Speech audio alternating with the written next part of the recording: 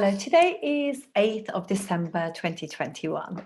I thought we have a look at a chart today. So I'm going to do the chart of Cristiano Ronaldo, who is like a very world famous footballer who is originally from Portugal. And he is just, he obviously is world famous and he has got a really good reputation for being a very decent chap. So let's have a look at his chart today. Okay, so here we go. There's he's born on 5th of February 1985, and he is Sagittarius ascendant with Mula as his ascending nakshatra. And Ketu is in the 11th house. So you can see Ketu's gone there in the 11th house of gains. Is in also, not just that, it's also in Jupiter's nakshatra as well. So it's very expansive. And Vishaka is one of those victorious of all nakshatras too. And then we have the ruler of Sagittarius, Jupiter, has gone into the second house of money, and he's just past the debilitation sign, but still will be some troubles to do with that. So, but it's getting obviously really good help from Moon. His Moon, I mean, I know it's being cancelled by aspect there, but it is a Chemdram yoga. So I find these people do have some issues early years, but they become very, very successful in literally in work. So.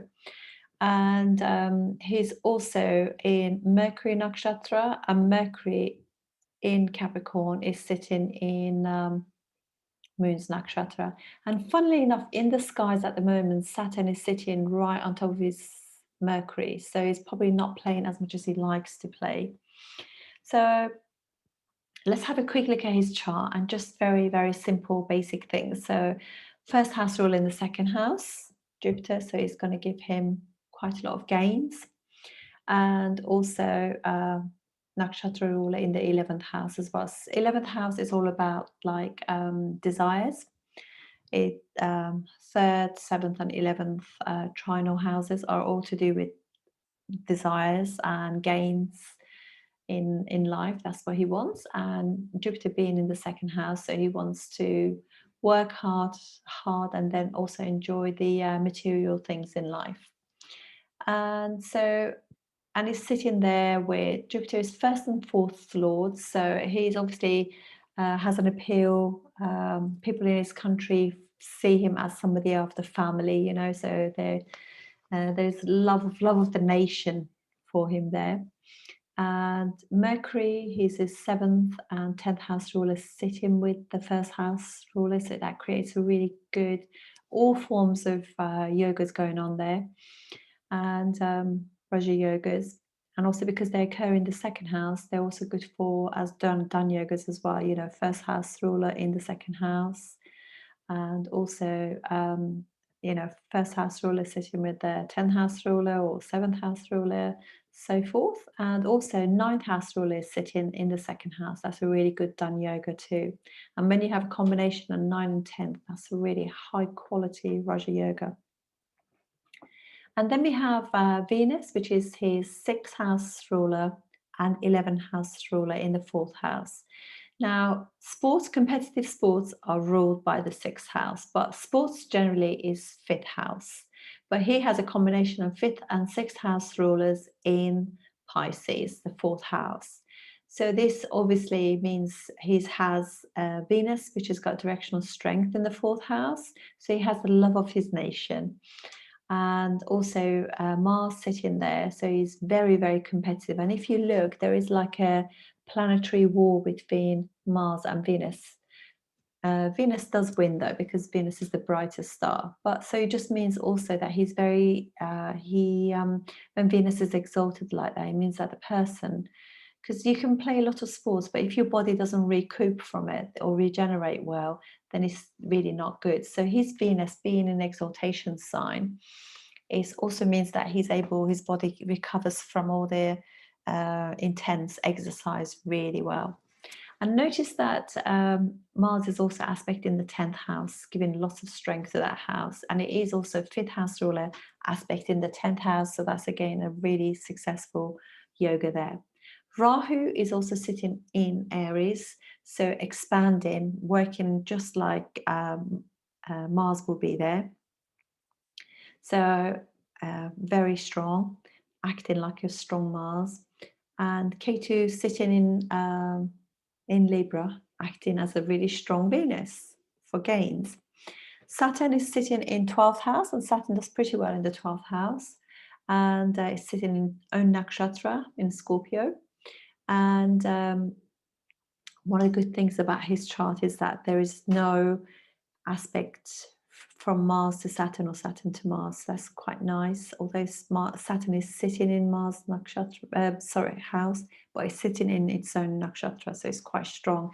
And actually, Anuradha is in fact, Saturn nakshatras are really, really beneficial for him because they are his Atimitra nakshatra. So it means that he gets massive support from Saturn in that sense.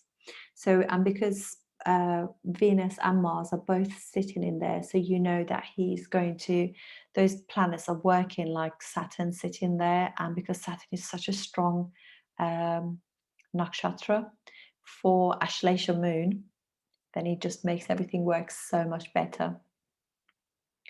And so that's his D1. And notice that Pisces is actually feet. So obviously having Mars there and, you know, 5th and 6th lord together, they're just creating all these really amazing fast feet, you know, so very good. Okay, so I'm just going to change this, and I'm really sorry for the South Indian people who read South Indian. I can't, sorry, North Indian, I can't really read it, so I'll be brief. So basically now this is his actual planets and how they really are. So you can see that the 2nd house ruler is in the 1st house, and so he obviously his sun becomes quite strong because he travels 7 houses and is in a friendly sign now rather than in a difficult house.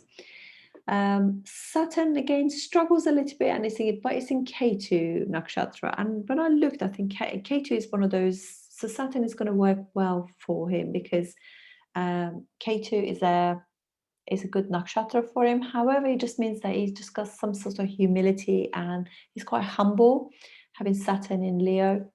And also Jupiter is really kind of blessing his 2nd house as well. So Jupiter rules like his 9th house ruler aspect in the 2nd house, creating another sort of money-making planet for him.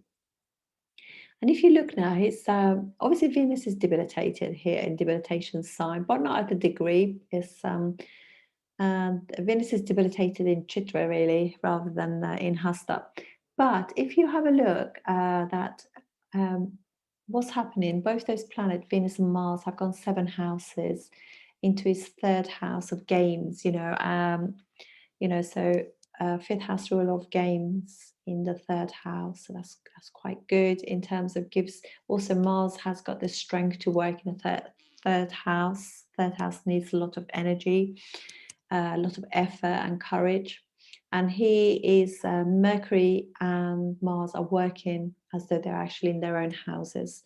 So it just means that it's almost like having Mars in the 10th house in Aries and Mercury in the 3rd house. So that's what it feels like. And that's how everything is. And as you can see, his moon is again, I mean, it does get aspect of Mars, but it's sitting again, lonely moon. And it just means that literally he'll make his own faith, you know, he's a self-made person. But the most important thing is, let's have a look at his D10. So he actually got his first, he started working, playing for Man United in UK the team there, which is like the most famous one in the UK. It's probably quite famous around the world, actually. It's 2003. In 2003, he was in Ketu moon dasha. Now, Ketu is one of those really good planets for him because it gives him money. It's like it's almost like a if you read it from Vimshotri, it's like what they call like a Sampat, which is like second and 11th house feel too. So lots of gains. So when he started, he worked for them for 6 years during that time. So Ketu Dasha, and he scored 84 goals for them during that time.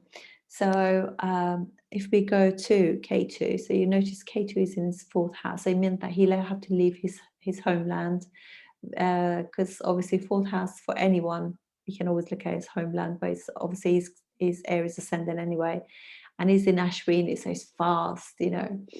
So now here has had to leave his homeland during Ketu Dasha, and he's got like exalted Mars there in the 7th house from Ketu, and also 10th house from his ascendant, and so that's amazing. But also just even 7th house from Ketu, 7th house is 10 houses from 10th house. So wow, it's amazing.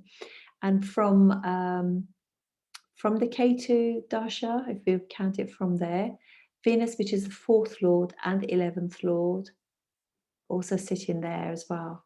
So gains, lots of gains coming there. And again, Venus and Mars together there, which is, you know, and Rahu just expanding everything. Rahu will work just like another Mars there, and he's sitting very close to Mars's degrees of exaltation, the 28 degrees.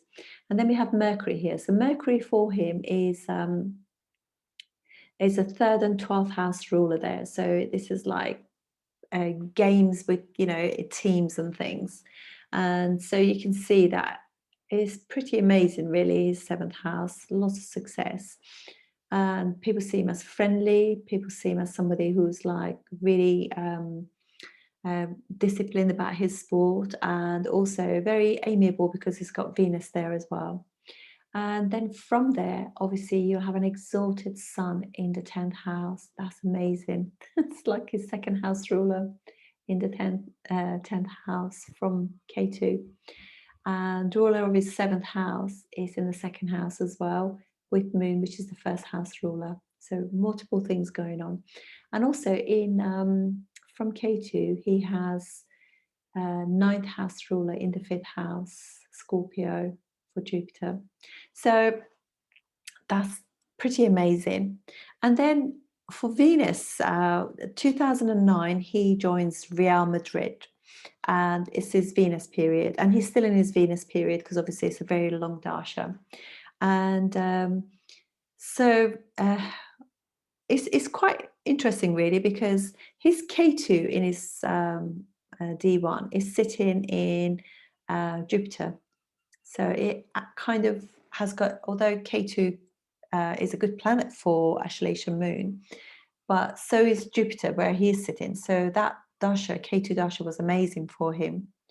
But also his Venus period, even though Venus is like his Vipat nakshatra, which means it can give him lots of losses, lots of difficulties, changes and things like that, lots of expenses. But because he's sitting in Saturn nakshatra, in Uttara Bhadrapada, and actually Saturn is one of those excellent nakshatras for the moon in Ashelesha, because it's Atimitra, so it's even, you know, great helper, great friend to Ashelesha moon. So it just means that literally that would just in itself just bring a lot of comfort to him, despite the fact that this Venus dasha is not really supportive of his chart. But the sheer fact that Venus is sitting in Uttara Bhadrapada and so is Mars, both of them will be very, very harmonious for him. So literally his Venus period means that now he's got all those planets in the 1st house and Ketu in the 7th house. How amazing. So here we have like, so Venus, Rahu and exalted Mars there, and Mercury, which actually gets directional strength in the first house. So again, brings a lot of good things for him. And now he's got an exalted sun is in his 4th house, and then he's got also Jupiter in his 11th house. So how amazing, really, really amazing. So so that's some of the things I wanted to just mention about his chart. His is obviously he's also been born on a very, in terms of Panchang as well, he's been born on a very good auspicious yoga as well, and he's also born on a bright moon, so he can actually manifest anything really, and just so he will not be shy about asking about things that he wants. And if you look, Sun is his Atmakarka soul planet, and it's actually really, it's also, Sun is let's just quickly show you this. Sun is also his duplicate yogi planet as well, so it's going to help him quite a lot. And in terms of, I'm just going to show you one more, but the good thing is with this chart that his sun is not that strong, so he's not as egotistical as you would imagine him to be. So he's quite humble, despite the fact that, because if he had a really strong sun as well as, you know, Atmakarka, he could be a little bit like, you know, but he wants to be consistent like a sun, so it's not so bad, you know. But just going to go back here for 1 second and just wanted to just have a look at some of the other stuff. So you can see that Ashtaka Varga of his ascendant is 30, so it's amazing. And his 10th house is 33. 11th house of gains is 31, which is really good.